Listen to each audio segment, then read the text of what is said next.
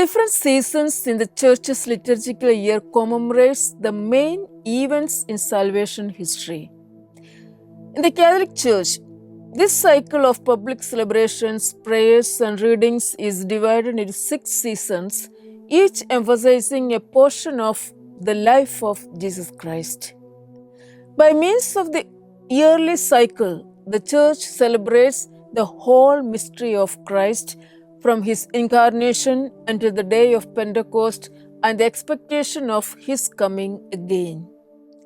During Lent, the emphasis in the Mass readings and daily prayers of the Church is on the prophecies and the foreshadowing of Christ in the Old Testament and the increasing revelation of the nature of Christ and His mission. Here the Church offers the best opportunity to inspect the depths of our frailties and to experience the heights of God's love during this season.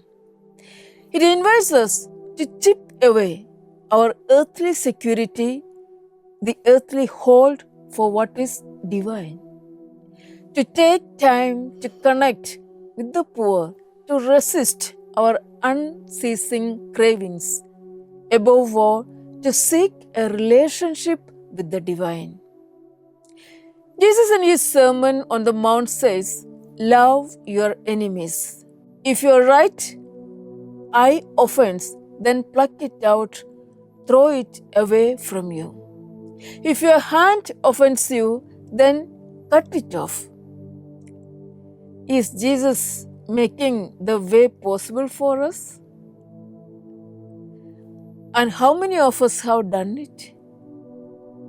We see the true wisdom of Jesus here before the law keepers. He is an expert, bringing the law to the end to itself if humanity is not the concern before the law. If Jesus preached the Sermon on the Mount and if He had remained there, then there would be no hope for us. But Jesus came down the mountain.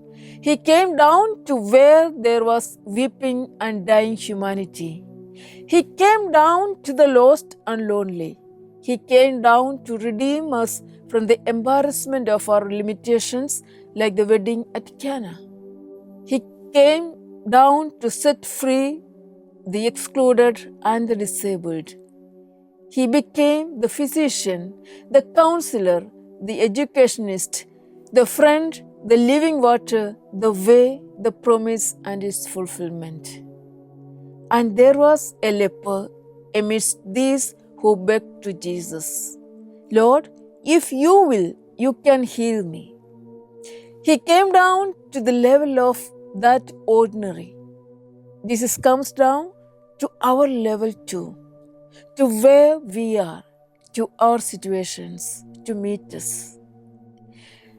Then He touches the leper who was not touched by anyone so far, not even by his own family and children.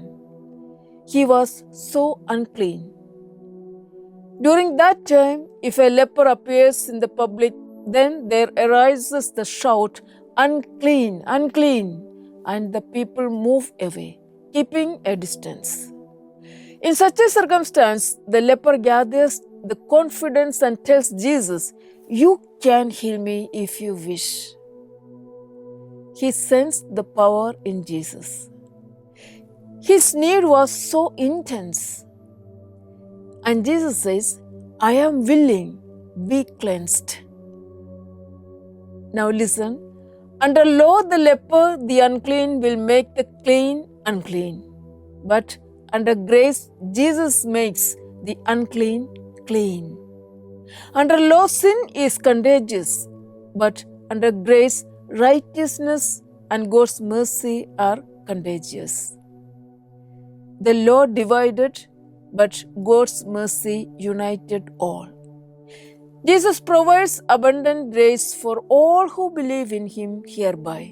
Romans chapter 6 verse 14 says, "For sin shall not have dominion over you, for you are not under law, but under grace." Jesus means your sickness will not have dominion over you. Evil shall not have dominion over you. Poverty will not have dominion over you when you are under grace. Let us remember that we can never be dry being in the water, and it is not possible to be under the grace and not to be holy.